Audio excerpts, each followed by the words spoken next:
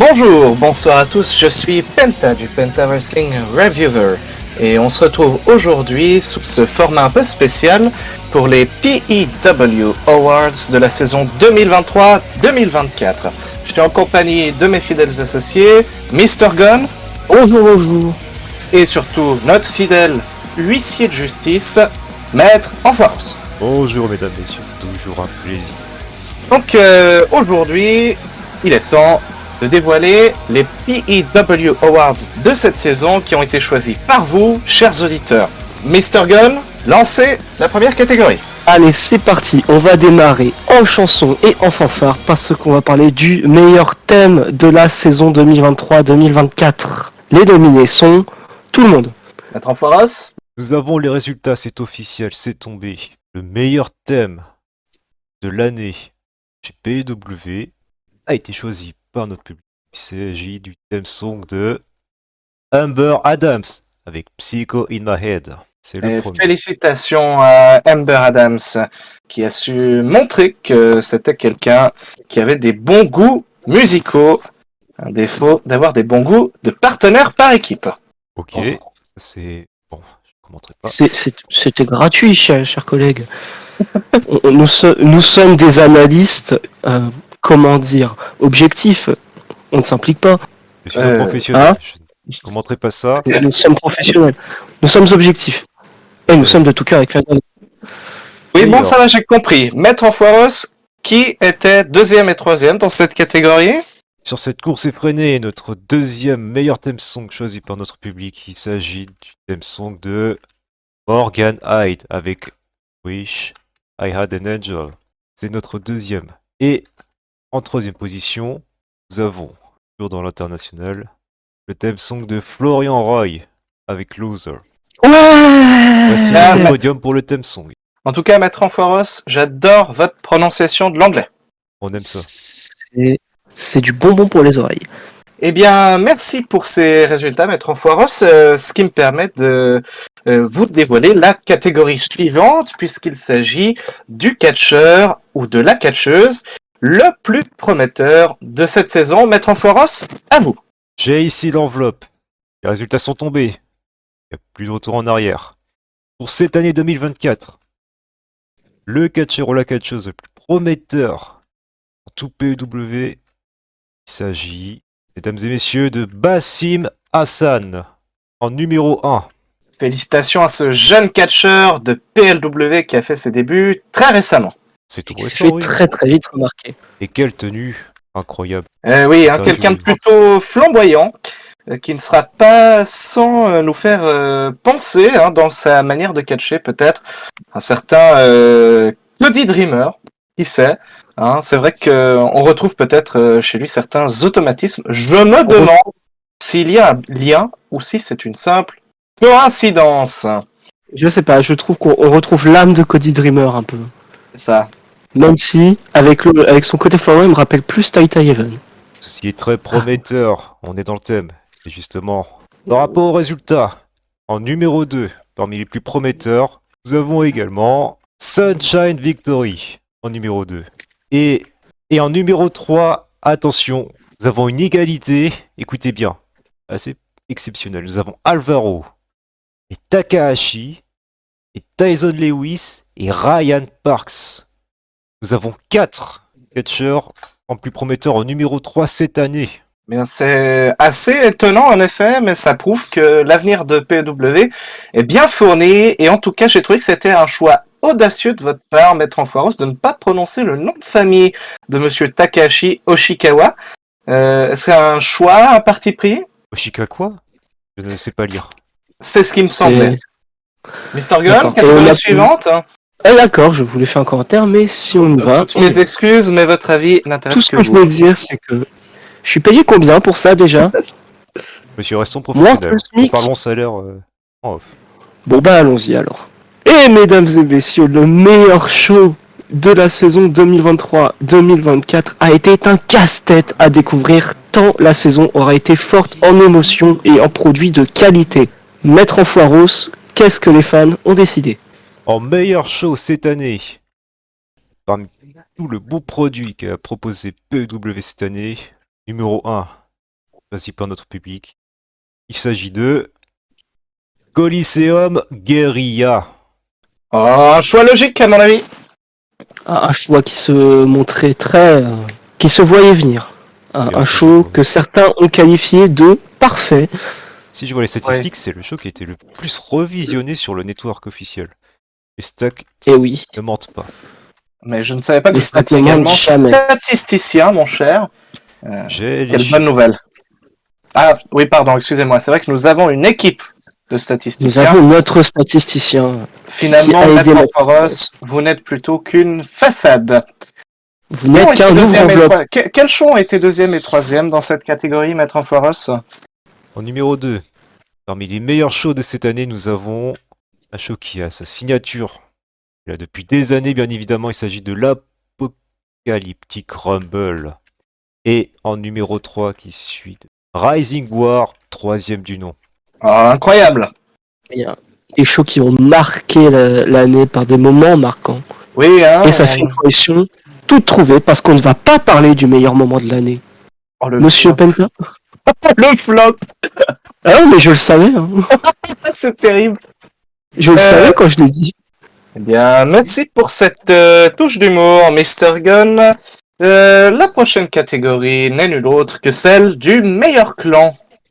Parmi tous les clans cette année, le meilleur clan choisi par notre public, le numéro 1 cette année 2024, PW, il s'agit du clan Easy Win en numéro 1. Ça n'a rien de surprenant. Enfin, en même temps, c'est un clan avec de fortes valeurs, hein, avec un code, avec une touche, une patte graphique marquante, et surtout de l'honneur. Beaucoup d'honneur. Eh oui, c'est une nouvelle Easy Win pour Easy Win. Ah, je n'aime pas trop tout ce qui est tricheur, tout ça, c'est pas mon truc. Enfin bref. Numéro 2 parmi les meilleurs clans de cette année, nous avons un clan assez jeune, il s'agit de Purity 2.0. Et en numéro 3, nous avons, attention, nous avons une égalité. Nous avons le Dojo of NSW et Unleashed Rebel en numéro 3, mesdames, messieurs. Incroyable, Lanzotin qui parvient donc à faire une égalité avec lui-même. Et Lansosin qui parvient donc à perdre 2 fois dans cette catégorie. On l'applaudit. Et oui, on rappelle qu'il s'agit d'une même origine, un même héritage. Et historiquement, nous avons égalité sur cette même famille maintenant. Mais à la PEW, ce n'est pas que des combats, ce n'est pas que des clans, ce n'est pas que des catcheurs, c'est aussi des mots. Et qui a su le mieux manier les mots cette année? C'est ce qu'on va découvrir avec la catégorie du meilleur promo guy de la PEW sur la saison 2023-2024. Maître Foirous, Parmi toutes les promotions qui ont été proposées cette année, parmi les provocations, les promesses, parmi les longs discours qu'il y a eu, meilleur promo guy de cette année 2024, en numéro 1, nous avons Ryan Parks. Félicitations à ce jeune talent de PLW. C'est le numéro 1. Après, les mon avis, hein, sur le tricheur, tout ça, on ne faudrait pas là-dessus. oui, on le sait, vous êtes un homme très droit dans vos bottes. D'ailleurs, Oui. justement, en parlant de Ah, ça, par numéro définition. 2. Ah, c'est le numéro 2. Il s'agit, mesdames, messieurs, en numéro 2 cette année 2024 de Pergal Egan. Un éternel hein, de cette catégorie, toujours présent dans le top 3, mais jamais le meilleur. Ah, je Malheureusement, l'ai tous oui. les ans dans mes enveloppes. Pergal Egan. Voilà pour les promo guys. Oui, et n'hésitons pas de rappeler que nous sommes de tout cœur avec Perry Galligan. Évidemment. Et en numéro 3 cette année, attention, égalité pour les meilleurs promo guys. En numéro 3, nous avons Tyson Lewis et David Majors. C'est donc une énorme domination de PLW sur cette catégorie. Qui l'eût cru? Attention, Mr. Gunn, il est vrai que Tyson Lewis fait depuis peu partie à part entière du roster PEW et que donc il se qualifie en tant que catcheur PEW et non pas PLW. Il est vrai, je me suis trompé dans mes fiches, désolé, mais en même temps, comme je suis mal payé, c'est pas grave. Allons, restons. En parlant de PLW, professionnel. Et oui, en parlant de PLW, il faudra évidemment annoncer le vainqueur de cette nouvelle catégorie, la catégorie du meilleur call-up. quel catcheur de PLW a fait ses meilleurs débuts dans le main roster? Maître Amphoros, à vous. J'ai les résultats en face de moi. Le meilleur call-up cette année 2024 est, mesdames, messieurs, Tyson Lewis. Et quelle Et quelle fierté pour ce nouveau membre de PEW qui parvient à remporter ce trophée alors qu'il a commencé dans le main roster depuis peu. Et oui, et on peut parler aussi du fait que Tyson Lewis c'est le seul à avoir forcé son call-up. Hein. Il n'est pas parti en heure de synthé de PLW, on rappelle. Et oui, ce qui vous fait donc un point avec Tyson Lewis puisque vous êtes forcé à devenir partie intégrante de mon émission. Comment ça, forcé? C'est-à-dire que moi, j'étais pas trop pour au début, et c'est vrai que bon, vous m'aviez quand même envoyé 15 emails, 3 lettres en recommandé, ainsi qu'un colis de chocolat, et je n'ai pas pu résister.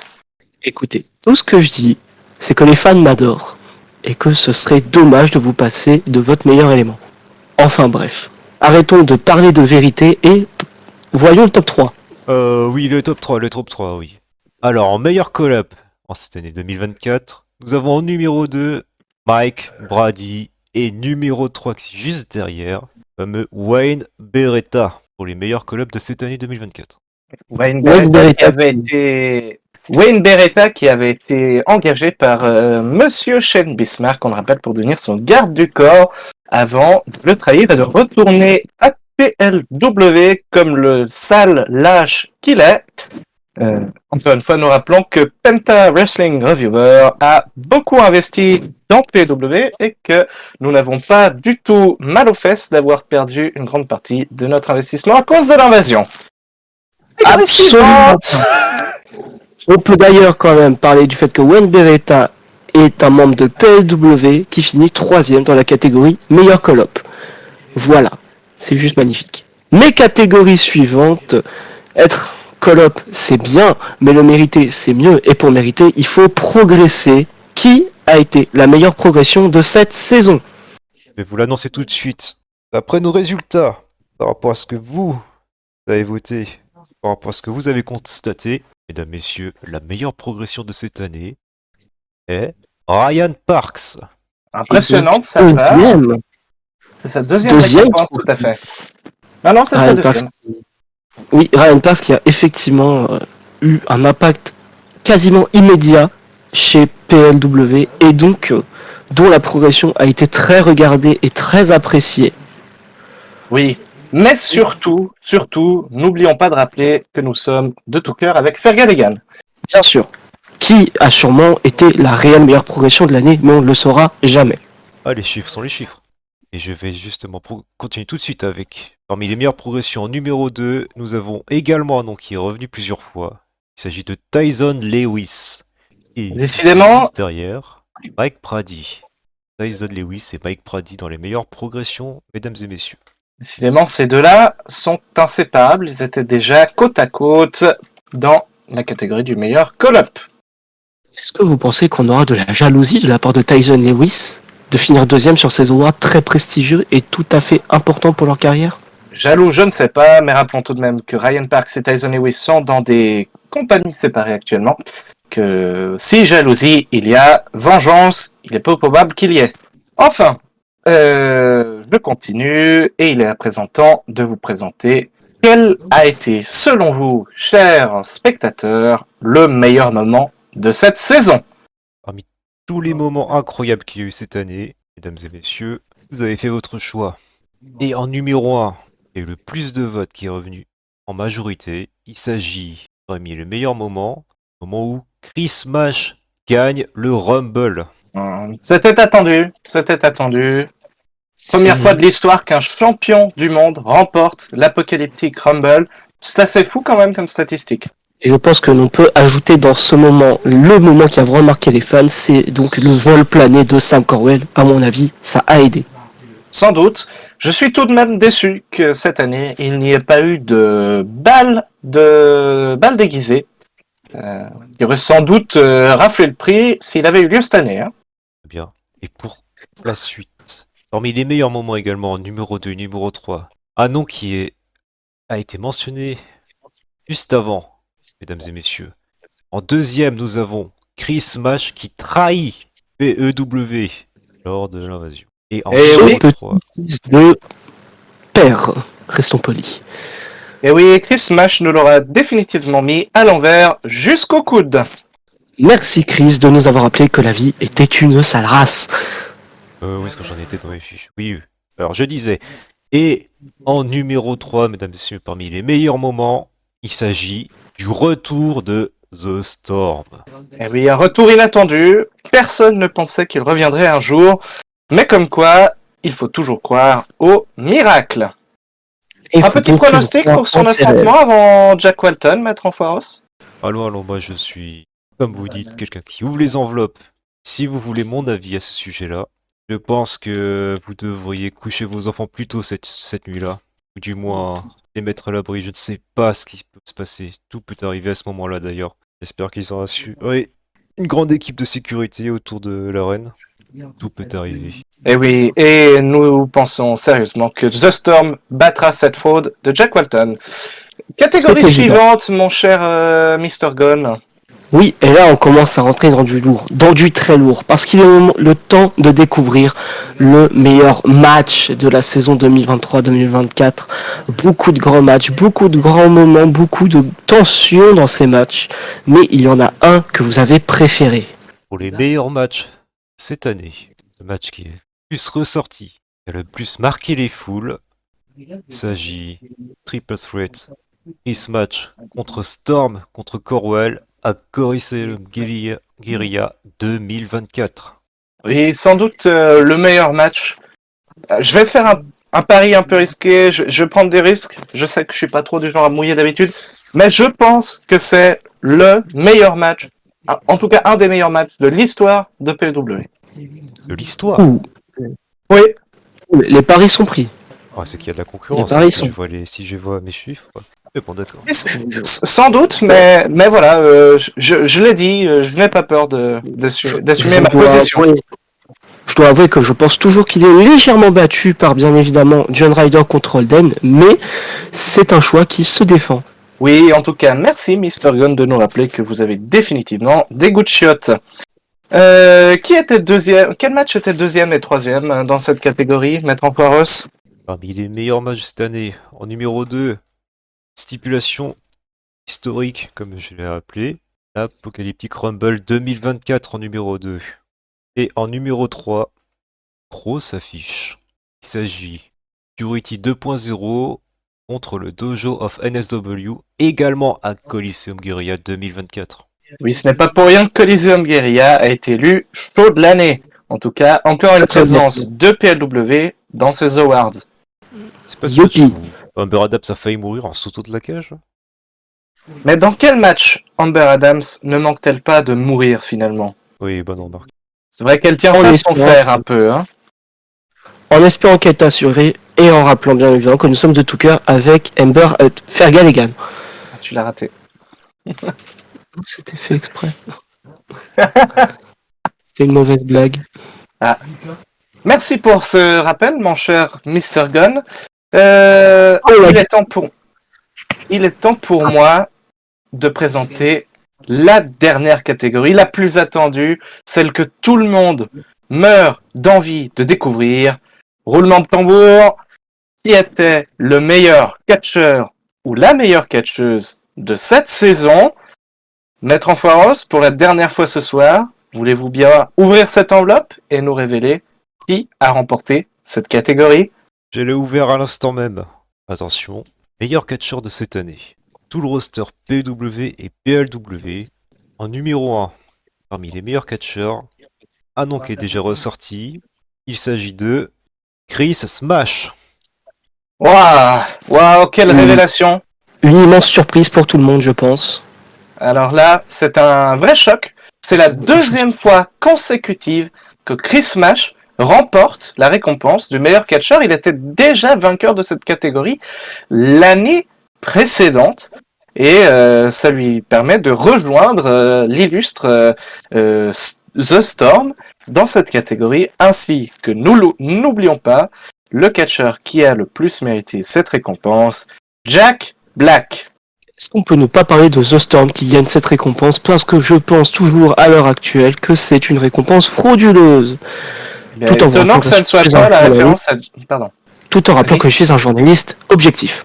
Oui, je suis plutôt surpris que ça ne soit pas la victoire de Jack Black de cette récompense qui vous choque plus que celle de The Storm. Mais enfin, comme je l'ai déjà dit à maintes reprises durant ce podcast, vos goûts sont déplorables. Qui était deuxième et troisième, Maître Enfoiros? Ouais, où est-ce que j'en étais, moi, dans mes fiches? Ah! au Meilleur deuxième. catcheur de cette année. En deuxième position, nous avons, cette année, Sam Corwell. Et en numéro 3, nous avons, cette année, sur le podium, Matt Storm. Eh bien, le trio de tête qui avait remporté déjà la récompense du meilleur match se retrouve à remporter le podium complet dans la catégorie du meilleur catcheur. C'est un petit peu un choc et à la fois tout à fait mérité. Félicitations à tous ces hommes et également félicitations à toutes les personnes qui ont remporté aujourd'hui une récompense à la PEW. Félicitations à tout le monde. Il est temps pour nous de vous quitter, car ce podcast touche désormais à sa fin. Je pense que ce format vous aura plu, en tout cas je l'espère, et nous nous réjouissons de vous retrouver pour davantage d'émissions sur YouTube, sur la chaîne YouTube de PEW. N'hésitez pas à vous abonner, mettre un commentaire pour le référencement et mettre ce petit pouce en l'air. Je crois que c'est comme ça que font les jeunes pour appâter du public. Enfin, un petit mot de la fin, Maître Enfoiros, avant de vous ressortir de votre boîte l'année prochaine. Alors, c'est avec une grande émotion. Un grand merci à vous, mesdames et messieurs. Merci tout le monde de nous avoir suivis. Je tiens à remercier bien évidemment mes collègues Penta qui a plus des goûts de chiottes que moi, mais moi je ne l'ai pas dit car je ne suis pas là pour l'humilier. Et je tiens à remercier Maître Enfoiros. J'espère que son discours vous aura plu et vous aura ému et que son honnêteté vous aura touché. C'était la Penta Wrestling Review online pour la première fois. Et merci à tous.